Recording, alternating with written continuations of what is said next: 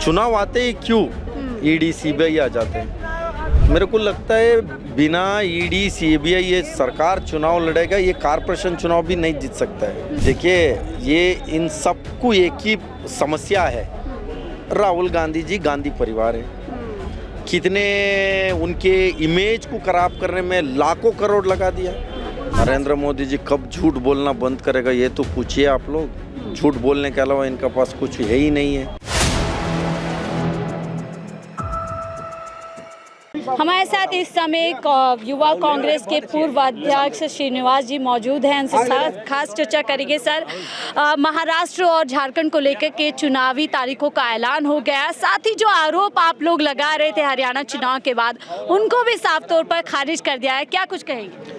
देखिए, किस तरीके से जो इलेक्शन कमीशन हो, इनका ईडी सीबीआई आईटी हो, हमेशा चुनाव आते ही एक्टिव हो जाते हैं। किस तरीके से लापरवाही करते हैं आप लोग सोच नहीं सकते हैं। तो मेरे को लग रहा है कहीं ना कहीं जो सरकार ने किस तरीके से नेता को चुनाव आते ही क्यों ईडी सीबीआई आ जाते हैं। मेरे को लगता है बिना ईडी सीबीआई ये सरकार चुनाव लड़ेगा, ये कॉर्पोरेशन चुनाव भी नहीं जीत सकता है। कहीं ना कहीं इन लोगों का जो व्हाट्सएप यूनिवर्सिटी गलत चीज़ों को सही बना के इन लोग ने जो बांटने का है, तो ये सारी चीज़ों को लेके कहीं ना कहीं मेरे को लगता है ये कितने भी कोशिश करे, जनता ने समझ चुका है इन लोगों को। आने वाले दिन में वो भी वही कह रहे हैं, जनता जवाब देती है, वोटों से जनता ने जवाब दिया है कि वो किसको चुनना है। इनका जवाब मशीन दे रहा है। इनका जवाब, इनका खुद का मशीन जो 99.9% बैटरी बैकअप होता है, वो जवाब दे रहा है। जनता नहीं दे रहे। जनता का आदेश ही अलग है। तो इनका खुद का लापरवाही जो कर रहा है इलेक्शन सिस्टम में, उसके वजह से ये लोग जीत रहे हैं। नहीं तो कई एक सीट नहीं जीतेगा। लेकिन हार की फ्रस्ट्रेशन में इस तरीके के आरोप लगाए जाते हैं। तो हारने का फ्रस्ट्रेशन ही नहीं है। कभी हम लोग ने सत्ता पे आने का ये नहीं है। हम हमेशा देश को बचाने का हम लोगों का सोच है। संविधान, लोकतंत्र बचाने के लिए हमारा सोच है। राहुल जी का विचारधार, भारत जोड़ो यात्रा क्यों किया? इस देश को जोड़ने के लिए किया, बचाने के लिए किया है। पीएम मोदी कहते हैं राहुल गांधी बांटने का काम कर रहे हैं, जातियों में बांटना चाहते हैं। देखिए, ये इन सबको एक ही समस्या है, राहुल गांधी जी गांधी परिवार है। कितने उनके इमेज को खराब करने में लाखों करोड़ लगा दिया। जो 55 लाख इस देश का जो कर्जा था, उसको 150 लाख करोड़ बना दिया। मीन्स हर जगह अभी जो दिल्ली में जो ड्रग्स घूम रहे हैं, वो कहाँ का है? कैसे आया भाई दिल्ली में? जो गुजरात में हजारों टन पकड़े, भोपाल में कैसे पहुँचेगा? इंदौर, महाराष्ट्र में, मुंबई में कैसे आए? दिल्ली तक कैसे पहुँचे? लेकिन अमित शाह तो कांग्रेस पर आरोप लगा रहे थे महाराष्ट्र में कि कांग्रेस युवाओं को जो है ड्रग्स में ढकेल रहे, उस पैसे से चुनाव लड़ती है। किस तरीके से वहाँ इन लोग ने वह छत्रपति महाराज शिवाजी जी का जो मूर्ति में इन लोग ने किस लेवल पे इन लोग ने लूट सकता है, करप्शन कर सकते हैं। महाकाल का मंदिर में इन लोग ने लूट सकते हैं। ये किसी का सगा नहीं है। उसका नतीजा राम मंदिर, अयोध्या में क्या हुआ, रामेश्वरम में क्या हुआ, केदारनाथ में क्या, वो सब जानते हैं आप लोग ने नतीजा। वायनाड सीट पे प्रियंका गांधी चुनाव ऑफिशियली अनाउंस हो चुका है, तारीख भी आ गई है। क्या लगता है वहां पर पूरी तरीके से जीत दर्ज करा पाएंगी? प्रियंका जी कम से कम 5 लाख से लीड से जीतेगी।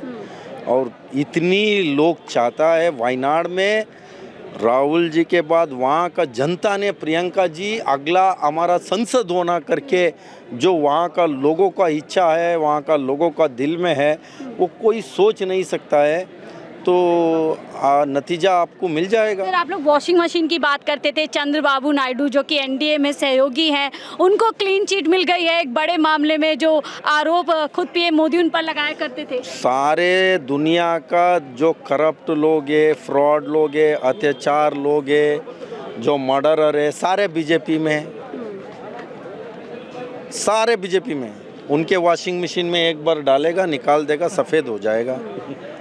तो जो कुछ नहीं है, ईमानदार लोगों को जानबूझ के इन लोग ने करप्ट बनाने में लगाया, ताकत लगा रहे हैं। इनका जो काम है, तो ये लोग ने यही तो करके आ रहे हैं। ये तो कभी ये लोग ने जनता का बल से कभी ज़िंदगी में ये लोग चुनाव नहीं जीता है। सर, महाराष्ट्र में पीएम मोदी ने जो प्रचार शुरुआत की थी, साफ तौर पर कहा कि बटोगे तो बांटने वाले जश्न मनाएंगे, तो क्या लग रहा है इसी तर्ज पर चुनाव लड़ा जाएगा महाराष्ट्र? नरेंद्र मोदी जी कब झूठ बोलना बंद करेगा ये तो पूछिए आप लोग। झूठ बोलने के अलावा इनका पास कुछ है ही नहीं है।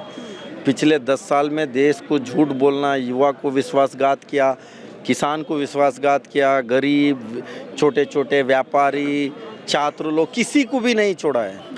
तो किस तरीके से इस देश को ख़त्म करना है, मेरे को लगता है ये लोग ने टेका लेके रखा है देश को ख़त्म करने। आखिरी सवाल पूछूंगी सर, ईवीएम का मामला चल रहा है, इलेक्शन में आप लोग जा रहे हैं, महाराष्ट्र भी झारखंड में भी, क्या पूरी तरीके से आश्वस्त हैं कि जो चुनाव है निष्पक्ष होंगे? देखिए, इस बार महाराष्ट्र में जनता बहुत जागरूक लोग है। मतदाता जो सबसे बड़ा इस देश में मतदाता होता है, मतदाता ने लोकसभा चुनाव में किस तरीके से उनका जवाब दिया वोट के तौर पे, उसका नतीजा क्या हुआ आप जानते हैं। विधानसभा चुनाव में भी कितने भी कोशिश करे तो या महाराष्ट्र में तो अभी सीएम साहब बोल रहा है दाढ़ी छोड़ा है तो हल्के पे नहीं लेना। हम हल्के पे नहीं ले रहे, हम कोके पे ले रहे हैं। हाँ, चलिए, बहुत बहुत शुक्रिया हमसे बात करने के लिए। श्रीनिवास जी थे। आप लोगों को क्या लगता है, ईवीएम के चलते क्या निष्पक्ष चुनाव हो पाएंगे महाराष्ट्र या फिर झारखंड में? नहीं मैम, नहीं हो पाएंगे। अगर ईवीएम चलेगा तो क्या जनता बिचलेगी, और जनता बिचलेगी तो इलेक्शन नहीं हो पाएगा मैम। यही कहना चाहूँगा मैम आज। फिर क्या लगता है, क्या भविष्य फिर कांग्रेस का है?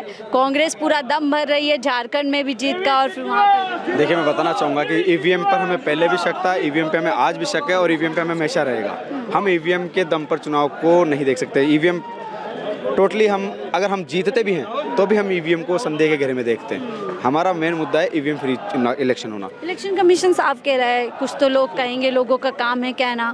आप लोग हार जाते हैं तो हार की फ्रस्ट्रेशन निकालते हैं। नहीं, तो ऐसा कुछ भी नहीं। देखिए, अगर हम हारते हैं तो हम हार स्वीकार करते हैं, लेकिन जो बिल्कुल भी अप्रत्याशित होता है, जब आम आवाम, आपने भी हरियाणा को कवर किया होगा, आपने बच्चे बच्चे के मुंह से कांग्रेस सुना है, उसके बावजूद ऐसा होना, तो ये कहीं ना कहीं संदेह के घेरे में है। और अब देखिए, ईवीएम मशीन जो 99% जिनका बैटरी चार्ज रहा, वहाँ पर हमारे प्रत्याशी हार रहे हैं। जहाँ पर 65, 68, 60, 70 बैटरी % था, वहाँ पर कांग्रेस के प्रत्याशी जीत रहे हैं। अगर मशीन को रखा जाता, बैटरी के लिए भी सफाई दे दी कि पूरी जांच होती है, कैसे कई जांचों के बाद ईवीएम मशीन जो है पहुँचती है, बाकायदा उसमें कैंडिडेट के साइन भी होते हैं।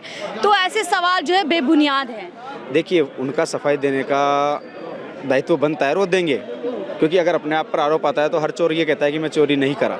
लेकिन स्पष्ट है कि आम आदमी खुद सोच सकता है कि एक मोबाइल को 10 दिन के लिए कमरे में बंद रख दिया जाए तो भी ये डेढ़ होता है। ईवीएम मशीन डेढ़ क्यों नहीं हो पा रही है, और जहाँ डेढ़ नहीं हो रही है वहाँ कांग्रेस हार रही है। तो स्पष्ट है कि ईवीएम के साथ खेल हुआ है। क्या महाराष्ट्र में सुनिश्चित कर पाएंगे, क्या बॉयकॉट करेंगे ईवीएम के चुनाव, ईवीएम से चुनाव, क्या कुछ लग रहा है? देखिए, मैं आपको बताना चाहूँगा कि इस बार हमने हरियाणा चुनाव में आपने देखा होगा कि हमने इस बार जो निर्वाचन आयोग है उस पर कुछ नहीं कहा गया था, हमने उसको बिल्कुल हैंड फ्री छोड़ दिया, उसका हमें खामियाजा भुगतना पड़ा।